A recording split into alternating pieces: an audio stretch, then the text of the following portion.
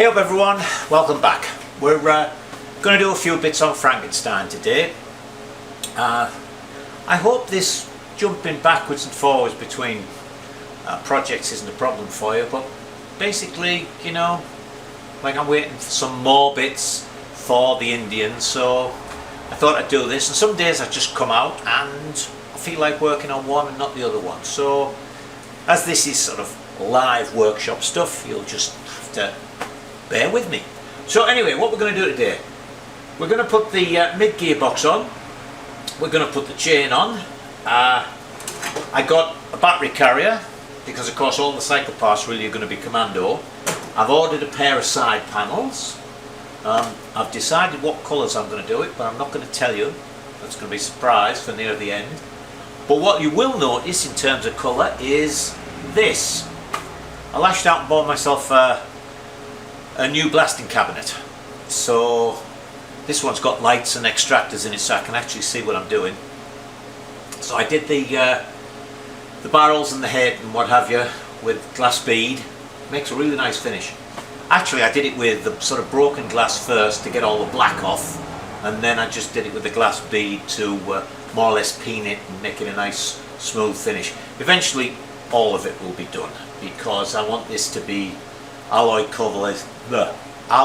coloured to go in with the as yet to be mentioned colour scheme. I'm also going to look at the rear set footrests. Actually, when I was looking to see whether I should buy them or make them, I noticed a couple of places where they'd milled these pieces out. Looked very nice, but I'm just not sure about how strong it would be, so we'll think about that. So let's get on and put this mid gearbox on and see about a chain. Now I thought I was just going to show you this and we'd be all done. As you can see, I put the piece in the top. That's the bit I said I didn't like, so I've sort of boxed it in. So everything's nice, all finished off.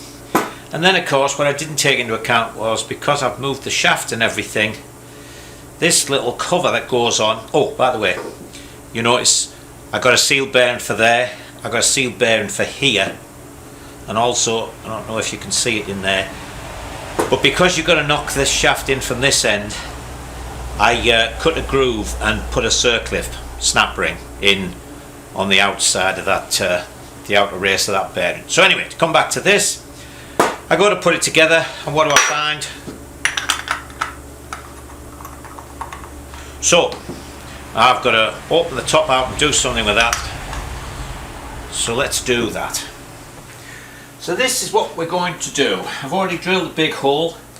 I'm going to open this out to there, which is just on 2 inches, and the size of the nut is 1 3/4 inches, something like that. So we should be able to make up something to go over the top. So let's get this hole out.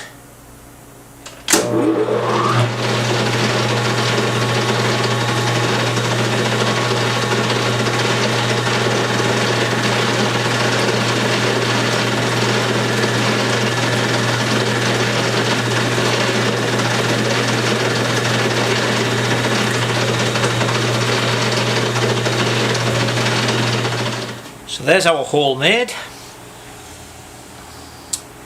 And so that goes on there like that. Now then, I don't know if I can get this. As you can see, that I could almost put a flat piece on and it'd be good enough. It's just not quite. So what I'm going to do is get a piece of 16th aluminium and just make it into a little door. Well, put a lip on it, sort of thing. So then put it on there, weld it on, and that will be our gearbox finally really finished. Hey up, I'm back again, because it just struck me that these big gearboxes, as I say, you get them as a complete unit so that they're all shimmed up to get the gears to mesh correctly. Now this nut has a sort of collar on it, which is the locking mechanism. It folds down into a little bit there, so I can take a little bit of that off, and also I can put on the shims. Oops, put them on the right way around. came with this gearbox. That on, and I hope I put the camera right, we now have a gap, so I can just cut a round piece of plate, put it on, weld it around the edge, we'll all be done. So let me do that. So there's the finished article. One interesting thing, it's cast steel. So I'd cut my piece of alloy and put it on, and of course I couldn't get it to weld, and I thought, well, that's funny, what's going on? And then when I picked it up to move it around, I thought, wait a minute, this feels a bit heavy. So why it's cast alloy, I don't know, unless this here, this collar, fits in down to the, let's have a look, down to the outer race of the bearing. It's 5/16. Yep, I would say that's probably the reason. Anyway, let's put our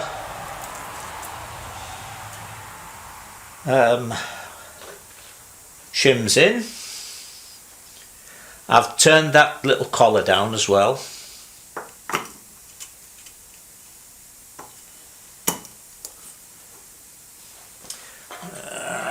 Where are they?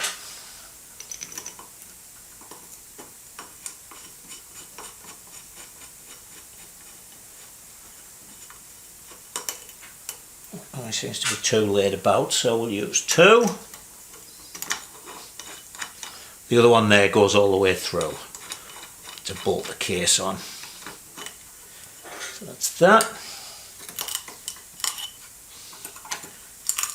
And that. So there we go. Honest to God, it's finished. Now then, I don't know if you can see in there, but the drive piece has a sort of cross boss, and that fits into there like that, and then here we've got the splines that go there. Now, in order to keep this all meshed, there's a spring. So the first thing that goes in is that goes in there like that, and that spring goes on there. You know, you watched how carefully I stripped everything and put it all in boxes. I'm damned if I can find all the screws for this. So, we'll just have to work as best we can. So, I've got enough to put it on, which is after all what we're aiming at, just to get ourselves all lined up and everything.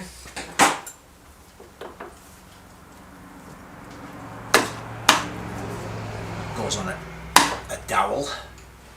Now then.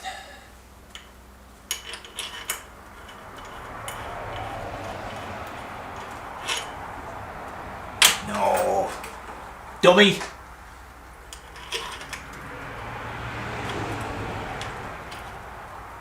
That one goes in there. See, I can only find two of these.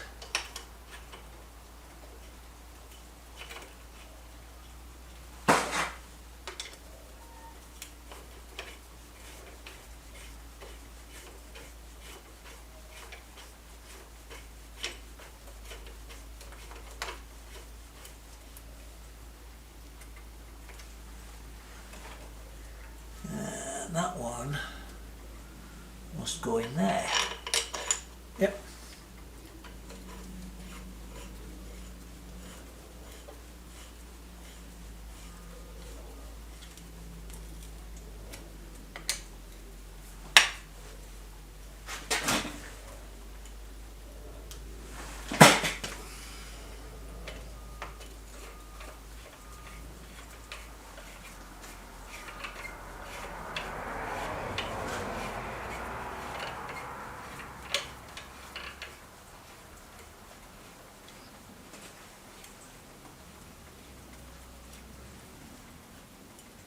Right, goes in there.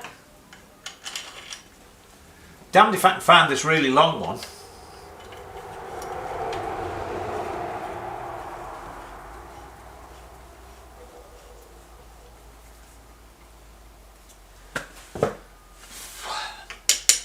think we're going to have to either miss that one or put a countersunk one in, because I'm pretty sure that is going to foul the chain.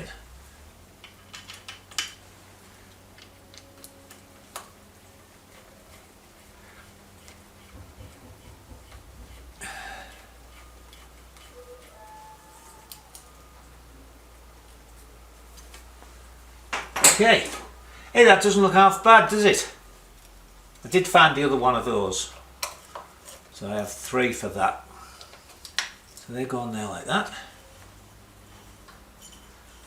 Hey, look at that, things move. Alright. Chain, excuse me.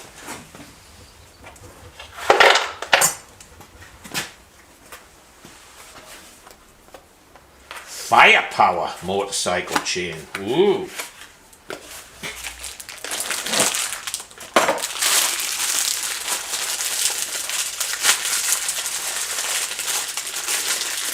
Now the next thing, of course, is how interesting is this going to be to get in here? Actually, because I can get in the back, it won't be too bad. Ugh! It's oily. Well, it would be oily, wouldn't it? But I mean, it's nasty, sticky, sort of oily.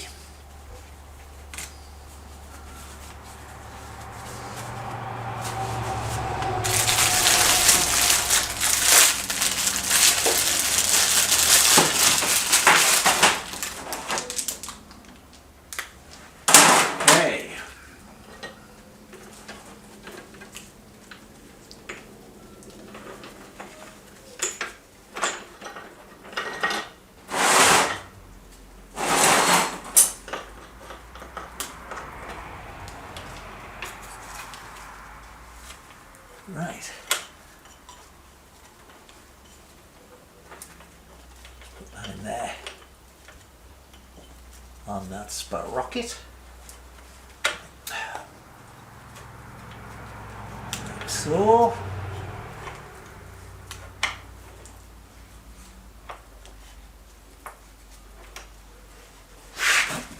Excuse me again. Oh, that's jammed.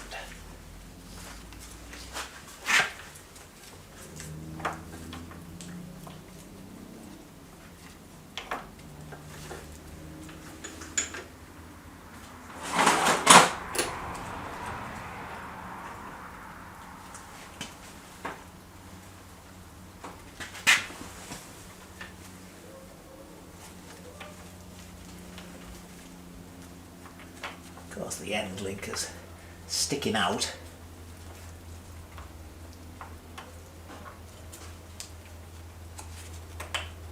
There we go.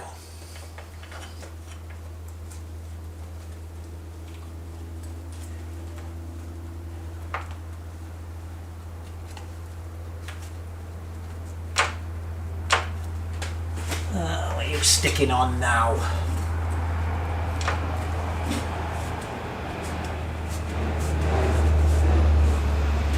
Got a little hooky thing.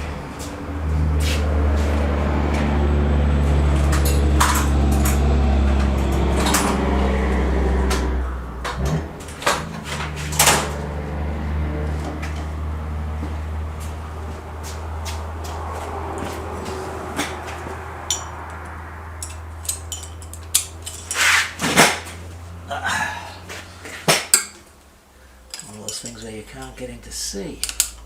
Come on now.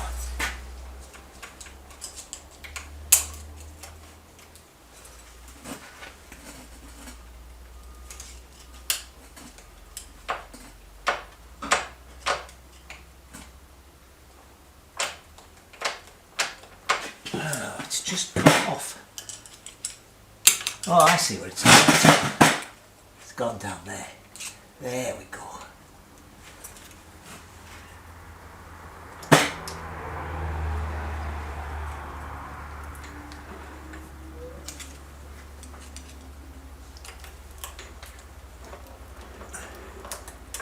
That wasn't too bad, was it?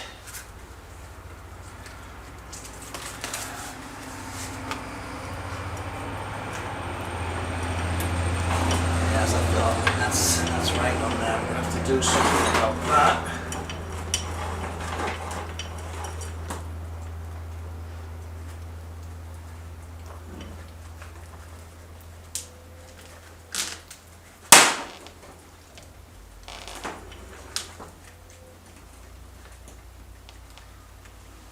Okay, well, chain goes in, doesn't seem to catch on anything much.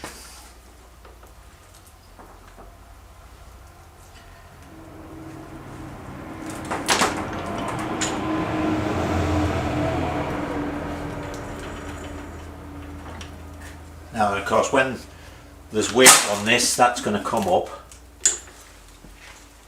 So in fact what I might do is get it off this box so that we've got some weight on the rear suspension. So let me switch you off. You don't want to see me moving a box, and then we'll come back. Well, I've done that, taken the box out, fastened this down so we're on a little bit of a bump on the suspension, and as you can see it's still just touching that. And I'm not so sure about whether I do have enough room up here when I'm at full bump. You know, in truth, this engine could do with being about ½ an inch higher. Let me take this bottom bolt out, put the jack under, just lift the motor up a little bit. And here it is with the engine raised ½ inch. I've raised it up the thickness of the bolt hole. Now you see we've got quite a nice gap. So, what do? That obviously is going to have to come out of there as well. There's a countersink one in there.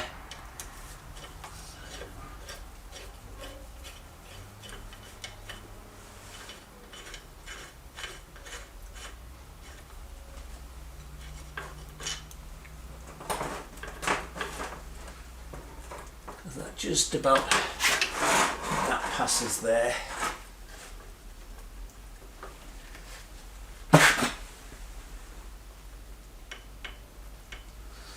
Maybe mill a fraction off, and we're all set.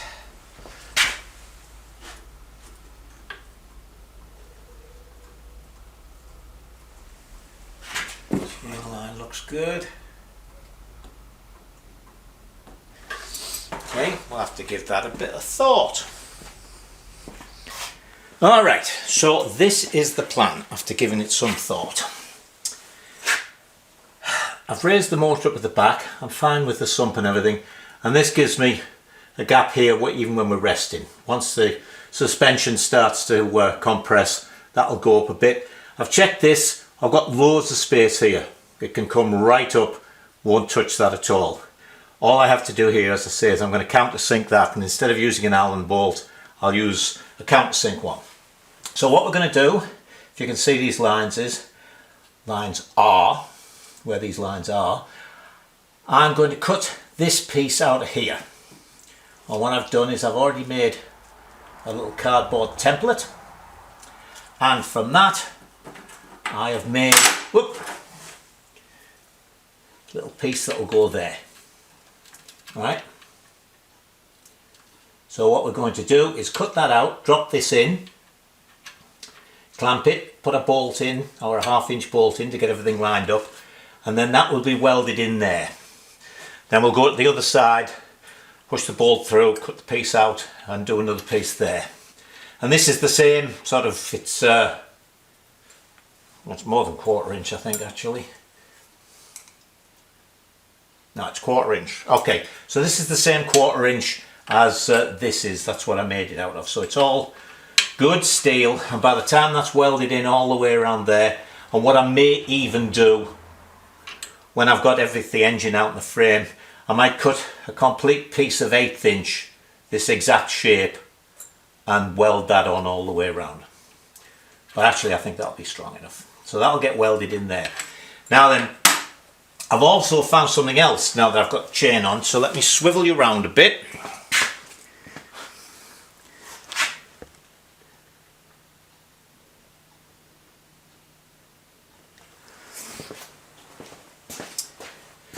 the chain, see, again, slipped up when I was getting chain lines right. I kept putting the straight edge on the back of this.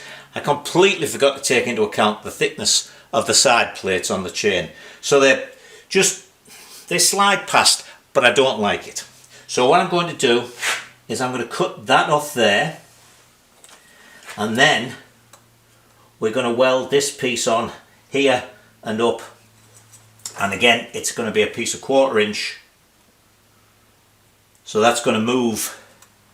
It's going to remove this, and we're going to have an extra 1/4 inch gap here, and that's going to be nice actually for the shock absorber as well. It gives us all a lot more space. So that's going to go on there, and it'll get welded both sides right along the back, the bottom here, that side there, and then of course on the back side where this is cut off, that'll get welded to there.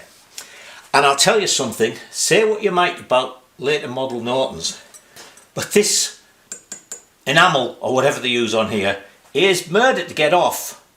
It's really hard.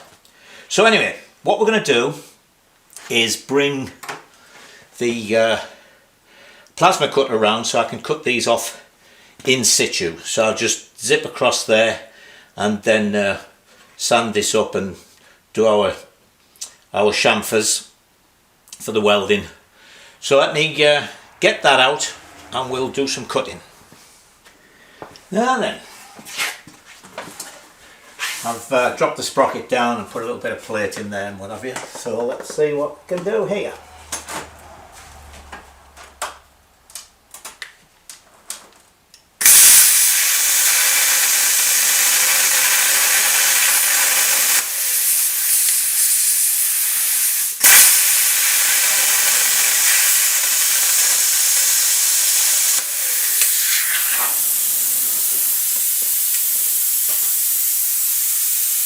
Well, the problem is my 220 volt doesn't reach all the way around here. I've put it at 110 and this is just too thick for it to run on 110. So the only other thing I can do is take the bike down completely off this table, run it round the corner into the other part of the workshop, which I don't want to have to do, but I guess if I've got to, I've got to. So let me look at that. Well, this literally just reaches. You can see this is sort of up in the air here. So, we'll try it again.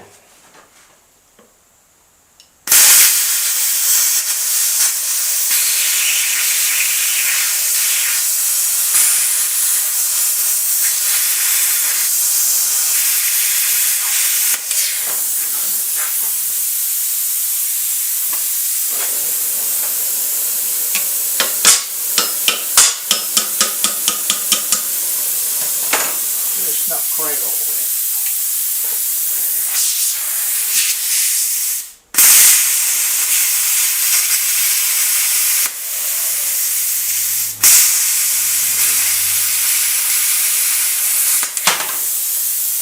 There we go. One down, one to go.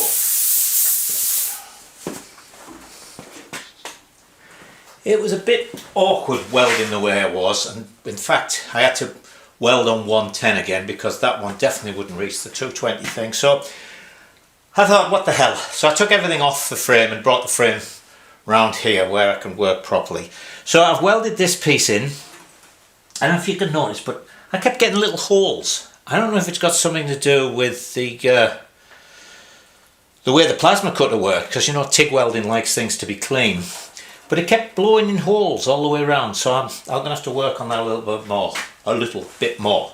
So what we're going to do now is put this on. So I've taken this piece off here because I'm going to have to move that out a little bit, and actually I'm going to use just a nut there as a spacer. And there we, yeah, that's it. That's the washer. So we'll hold that in there, and then this way, see, I get the I get the things right. So I've welded my stud in there, so I've got a flat back. So this will all allow me to get it exactly right, you see.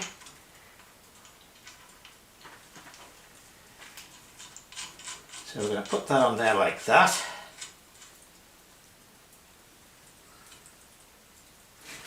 That's in there. Then we'll need a little clamp. And what we'll do is we'll put this on. I do have a couple of marks here and it's actually lined up with them nicely.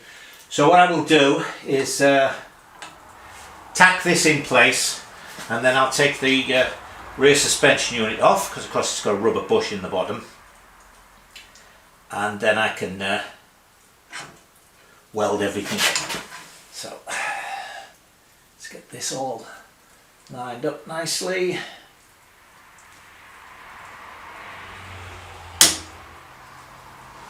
That's twisting it round a little bit. Let's see about holding it right back there.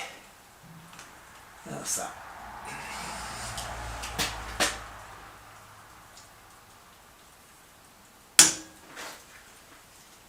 Okay, so as I say, I'm going to tack this and then I can weld it on, and then I know those two are nicely the same. Okay, so let me do that. Next thing is to make a new piece to go on here. So I've cut a piece out which is the same gauge as the original one was, shaped it up a little bit. So now that is going to go in there like that, and we will weld it into there. So let me switch the welder on, which is noisy, and I'll bring you back when I've at least got it tacked in. So there it is, tacked in, and as you can see it's it's running perfectly here. I really don't know what happened with that other stuff. Anyway, let me finish welding this in and then we'll turn the frame up and we're just about done. There it is, welded in. See, that didn't come out too badly. Anyway, that's got to cool down and I've got to have a cup of tea.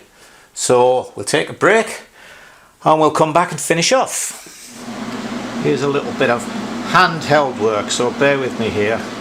There's the two pieces welded in, and you can see that one welded in fine, and I think I know the answer to that. So let me just walk you around here. Oh, look, there's my new glass cabinet, and here we have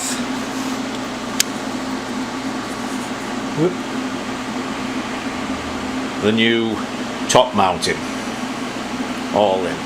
Okay, the reason for the welding, I think, was because I wasn't using, I'd run out of gas for my big ceiling mounted heater, so I was using a small blower, and of course I had it pointed towards me where I was working, so I'm pretty sure it just simply blew all the argon away from the weld, because everything else is welded up fine. Anyway, let's move this over so we can pop the engine back in and put the chain on and everything. So there it is with the chain on.